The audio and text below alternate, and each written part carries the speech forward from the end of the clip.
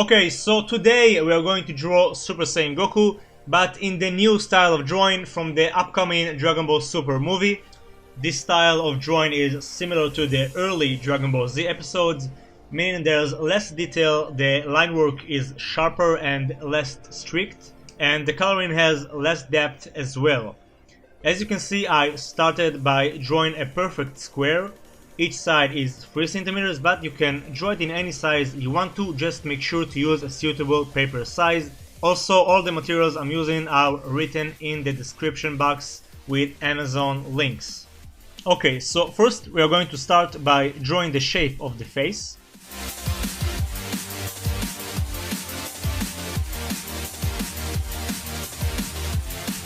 Then I'll use this guideline to mark the center of his face.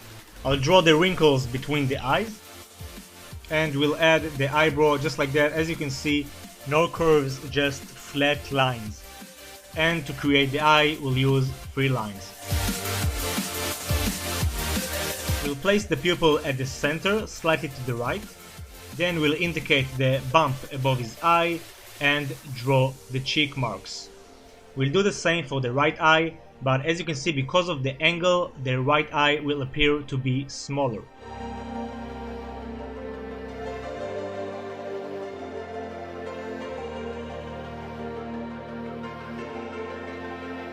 Awesome. Next we are going to draw the nose, simply by drawing 4 lines. As you can see, the nose in this style is much more pointier, and we'll add the mouth really close to the nose with a very tiny gap, and just indicate the bottom lip. Now follow these steps to draw the ear.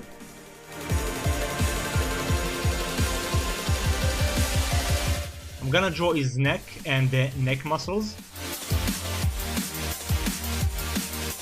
And then we can go ahead and draw the glorious hair. So first I'm gonna start by drawing 2 spikes of hair on the right side. Then I'm gonna create a guideline so I can keep the right proportions of the hair, and next I'm gonna draw the locks of hair from the front.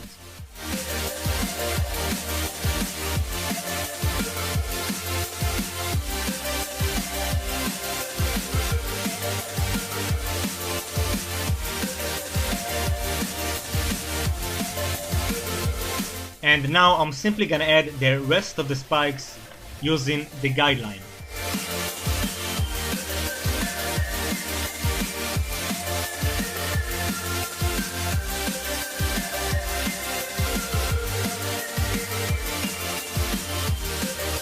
As you can see, as opposed to Dragon Ball Super, the lines here are much sharper.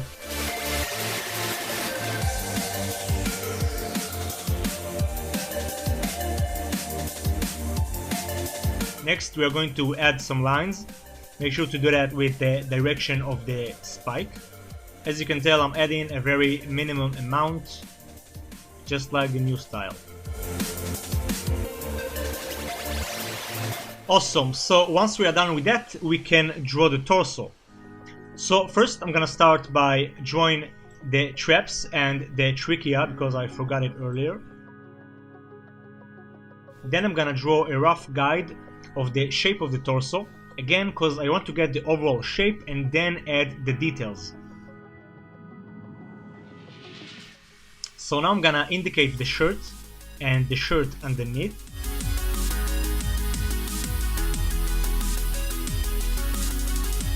And we'll add his chest muscles.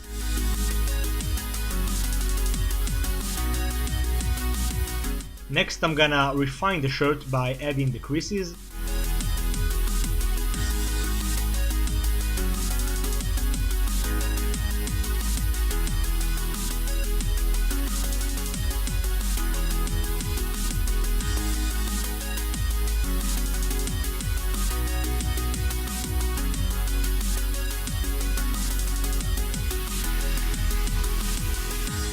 We'll add the sleeves of the shirt underneath.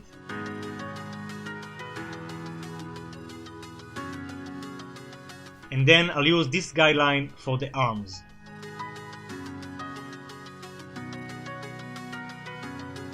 Now we'll draw his belt. We're going to add some details. And we're also gonna add details for the pants, just adding some creases.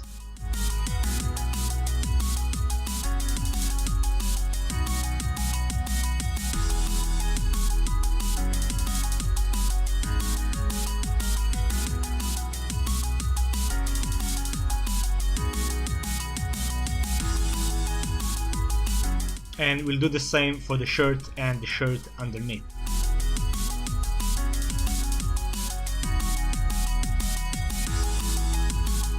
Awesome, once we are done with that, we can refine the arms.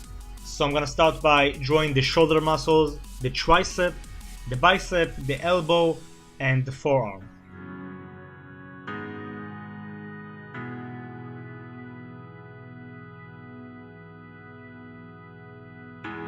And we'll do the same for the right arm as well.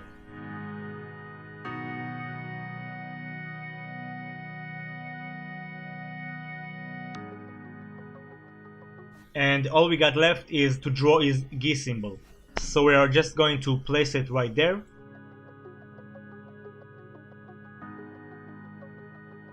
And as you can see, because of the creases, they are not going to align perfectly. And in case you are wondering, Goku's kanji is pronounced Go, which means wisdom or enlightenment. Credit to Dragon Ball Wikia for that information. Awesome, so we are finally done with the sketching, and now we can move on to the inking part. So for the inking part, I'm gonna use a 0.05 pen for the entire drawing actually. And with patience and some hardcore metal music in the background, I'm gonna go all over the lines. Make sure to rotate the page so you can have your natural hand movement, and we'll proceed once we are done. Okay, so now that the inking process is done, we're going to take the notorious charcoal eraser and we're going to get rid of all the lead. The reason I'm using the charcoal eraser is because it doesn't erase as much of the ink as opposed to a regular eraser. And for those stubborn areas, we are going to use the eraser stick. Awesome, so once it's fresh, clean and shiny, we can go on and use the Copic markers. Most of you already know by now, but for those who don't, the Copic markers are alcohol-based markers, which means they can blend very well. If you'll check your top left of the screen, you can see the exact number of Copic I'll be using. We are going to start by coloring the shirt, and I'm just gonna fill up this entire area with fast brush strokes in the direction of the shape.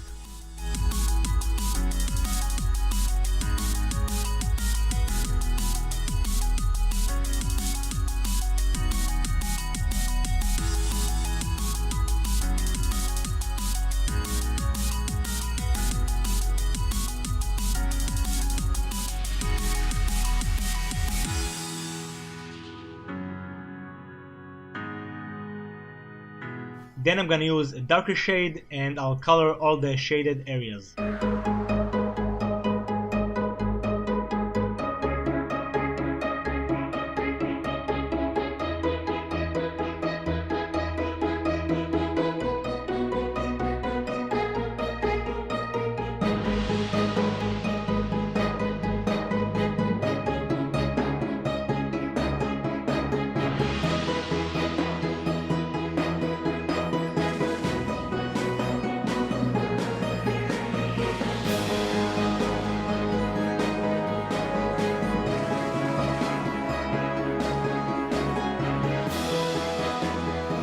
Next, we'll take the brighter tone again and we'll do some blending.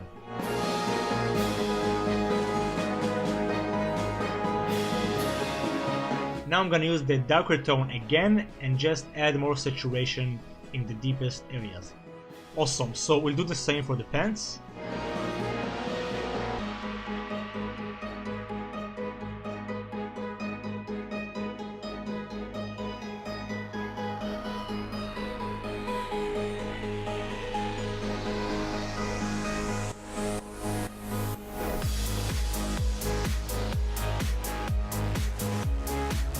And now we can use some blue for the shirt and for the belt.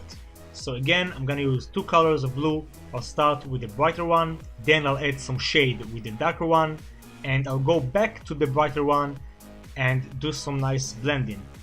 And this is the result we want to get.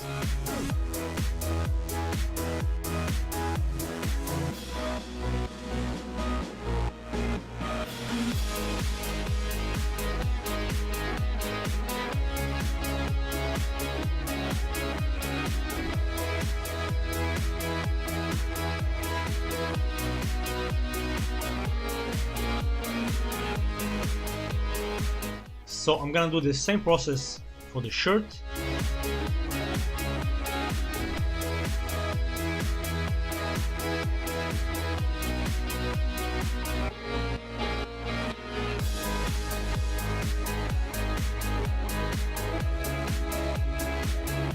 And for this part, what you want to do is rotate the page. Again, so you can have as much comfort as you can, because we want to color with the direction of the creases.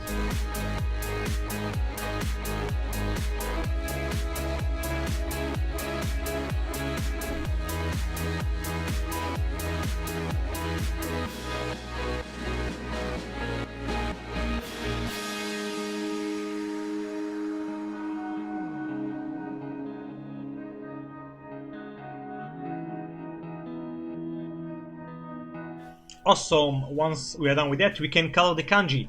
So we're going to use some grays for that. First I'm going to start with C3, then I'll use C1, that's a brighter gray, and now all we have to do is fill up those blank areas with the black color.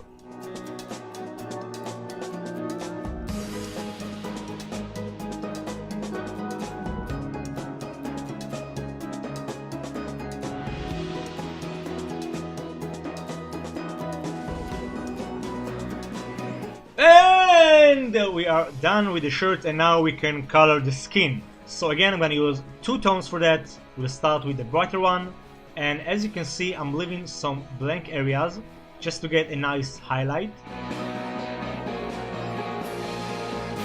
Next I'm going to use the darker tone for the shaded areas.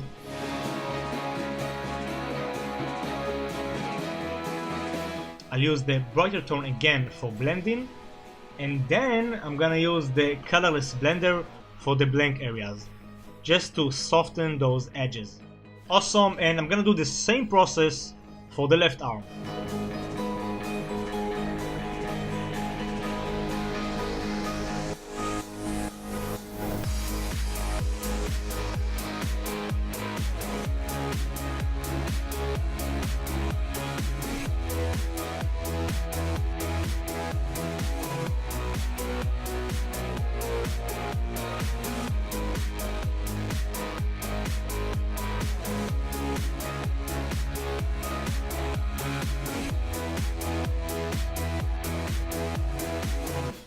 Okay, once we are done with that, we can focus on the face. So just like before, we're going to use the skin tone. I'm gonna